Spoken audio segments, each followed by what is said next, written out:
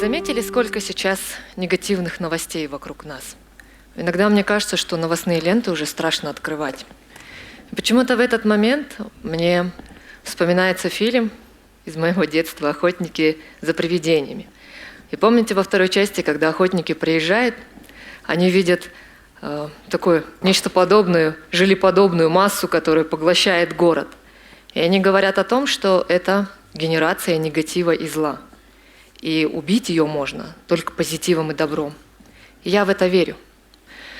Лет 10 назад, когда мне было 25, я была в туристической поездке.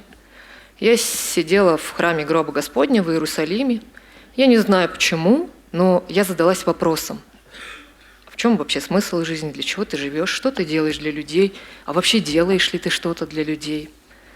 И мне стало грустно, потому что я честно ответила себе, что ничего. 25 лет меня беспокоили только сумки, туфли, тусовки. И я почему-то расплакалась. Я плакала от понимания того, что душе моей, наверное, хотелось чего-то большего.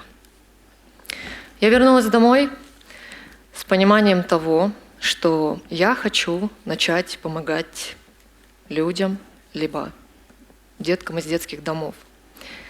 Ну и, как говорят, Боже, храни Google, Google мне помог. Я нашла людей, единомышленников там, нашла этот путь. И моим первым суперзаданием была сортировка вещей.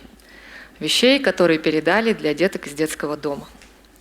Мне кажется, что в начале моего становления, в начале моего волонтерского пути, моя бедная машина перевезла тонны игрушек, сладостей, вещей. Я как сумасшедшая мчалась после работы, собирала их по городу. Потом мы все это сортировали, что-то штопали, что-то подстирывали и раздавали тем, кому это нужно было. Был период в моей жизни, когда мне хотелось все продать и раздать. И я помню, что тогда мама забеспокоилась, очень серьезно посадила меня и сказала: «Дочь, пожалуйста, скажи, в какой секте?» И я пыталась объяснить, что это не секта, это просто люди. Мы пытаемся что-то сделать, мы пытаемся изменить мир, как бы там сейчас, наверное, не пафосно это звучало. И мы просто верим в то, что добро побеждает зло, и мы можем, наверное, как-то уменьшить вот это желе негатива. Помощь, на самом деле, была необходима разная. Иногда нас просили приехать в детский дом, поддержать аплодисментами концерт деток, которые они там устраивали. Иногда это нужны были руки, ноги, там, машина, да, колеса мои. А иногда нас просили приехать в дом малютки, пообнимать малышей, потому что это не компенсируешь никакими подарками, никакими вещами. И это было очень важно. Я к тому, что волонтерство – это не всегда материальная помощь. И были разные случаи, были грустные истории, были истории со счастливым концом. Но, наверное, самый эмоциональный момент, который я прожила в самом начале своего пути волонтерского, это посещение онкобольных деток.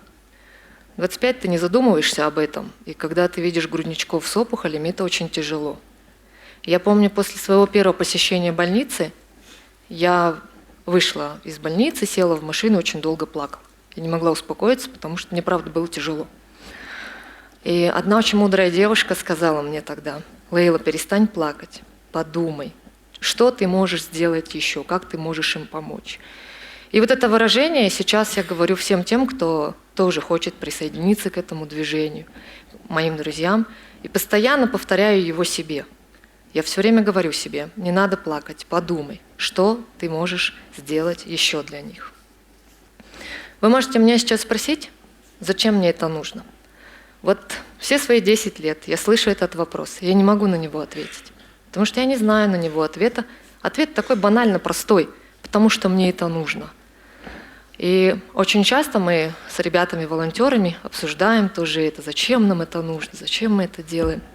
Ну, первое, конечно, о чем мы всегда говорим, что мы, наверное, в хорошем смысле слова чокнутые.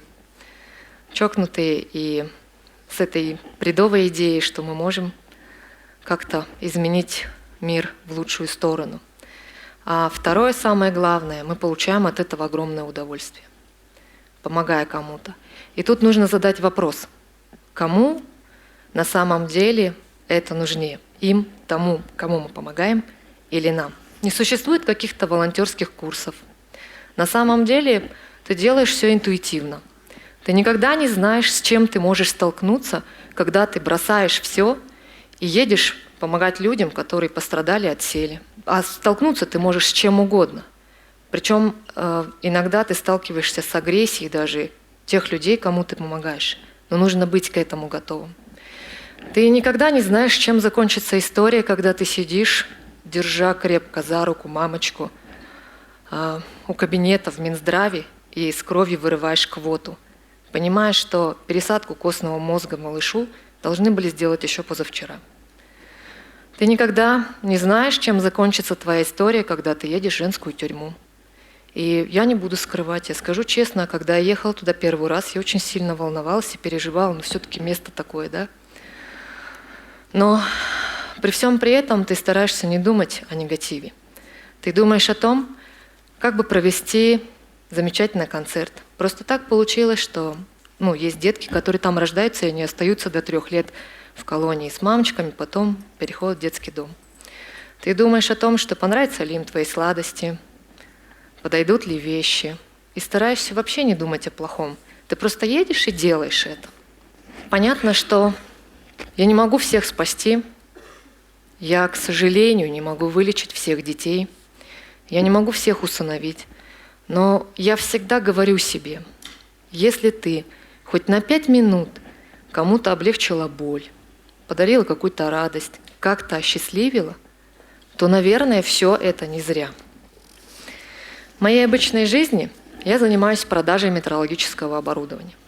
Метрология – это наука об измерениях. И то, что произошло со мной в этом году, невозможно измерить ни одним высокоточным прибором. В этом году, как гром среди ясного неба, прозвучал страшный диагноз моей мамы. Это, к сожалению, онкология, и наши врачи сказали мне, что они ничего не могут сделать. Вы знаете, я оказалась на той стороне, кому нужна была помощь. И потому что, когда ты слышишь это, я расскажу по моим ощущениям. Я пребывала, наверное, знаете, в таком шоково-туманном состоянии. Я вообще не знала, что мне делать, как мне теперь с этим жить, что мне говорить маме, что мне говорить близким, что мне говорить самой себе. И, наверное, когда ты слышишь вот этот вот прогноз врачей, что, возможно, ей осталось всего пару дней, одно желание возникает – это свернуться, укутаться, заснуть, проснуться, а потом сказать: фу, это был страшный сон. Но, к сожалению, это не было сном, это была моя реальная жизнь. И невозможно было от этого никуда убежать. В какой-то момент, скажу честно, и мне страшно это признавать, я опустила руки. И я помню, что новость, она разлетелась среди моих близких. И первый, кто начал мне звонить, это мамочки деток, которые борются с этой болезнью, которым я на протяжении многих-многих лет пыталась как-то помочь. И я помню, что они звонили мне и говорили: слушай, дорогая, а не ты ли тот человек, который говорил нам, что сдаваться нельзя, что нужно цепляться за любой шанс, что нужно бороться до последнего? И мне стало стыдно, потому что я подумала о том, что да, правда, я тут человек, но вот сейчас все, я сдулась. Все дали мне такой хороший пинок, и мы собрались, наверное, буквально за сутки. И несмотря на прогнозы врачей, что я не довезу маму, я улетела. Мы улетели в другую страну, потому что здесь нам уже помочь не могли. И вот так, летя в самолете, мы с мамой оказались между небом и землей. Я не переставала верить, я все время молилась и всем сердцем любила свою маму. Мы приехали в больницу, 20 дней мы проходили лечение, и как-то я даже написала пост на Фейсбуке о том, что мне кажется, что если есть ад на земле, то это онкология. Было очень тяжело. Но я периодически выкладывала какие-то смешные фотографии с мамой. Помню, что мы не дожидались, когда волосы начнут выпадывать. Мы сразу постриглись на лысо. Я выложила пост, мама была похожа на терминатора. Я написала: мама, теперь у меня терминатор, я дочь терминатора. Как-то пыталась все это перевести в шутку. И вы знаете, было очень много комментариев, я не ожидала, их было просто сотни, их были, наверное, тысячи. И мамочки деток, они писали мне о том, что сегодня сходили в церковь, кто-то молился Будде, кто-то ходил в мечеть. Я принимала с благодарностью каждую молитву. Мои друзья-волонтеры решили организовать сбор помощи для моей мамы. Я не то чтобы была против, но, честно вам скажу, за мои 10 лет волонтерства я не помню, чтобы кто-то из взрослых людей там объявлял вообще сбор денег на лечение, и там это заканчивалось успешно.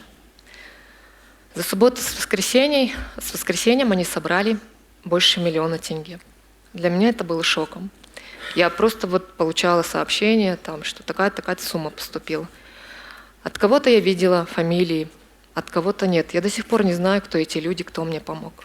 Суммы были разные: 100 тысяч, 200 тысяч, 1000 тенге. Трогательные суммы были от мамочек, которые отправляли мне по 500, по 600 тенге. И я знаю, что они сейчас сами нуждаются остро в помощи, но они как-то пытались поддержать меня, поделиться своим теплом. И очень часто, когда я раньше, увидев какой-то пост в Фейсбуке, пишешь комментарий, держитесь, все будет хорошо, потом думаешь, вообще кому-то это надо, кто-то это читает? Читают. И я вам сейчас говорю, человек, который прожил это. Я читала каждый комментарий, я проживала его сердцем, я читала вслух все комментарии маме. И иногда доброе слово и слова поддержки очень важны. Сейчас мы проходим путь химиотерапии. Бывает нелегко, но самое главное, что моя мама жива, она со мной, она улыбается. Мы в борьбе. Доктор каждое утро, когда приходил к нам и спрашивал: мама, как дела? Я помню, что я всегда говорила: доктор, плохо, но мы готовы к борьбе. И это прям звучало как мантра уже для меня. И на 5-й, на 6-й день он уже не спрашивал, как дела, он заходил и говорил: I know, все.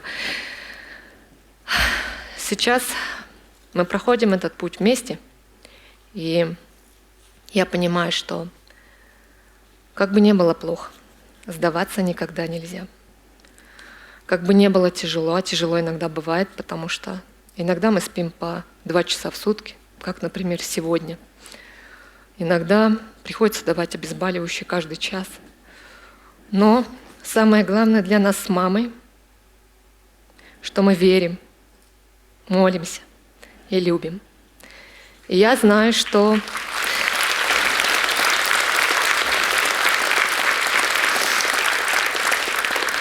добро, любовь и позитивные мысли помогут нам справиться с этим мерзким желе, которое нависло над нашим городом и над нашим миром. Спасибо.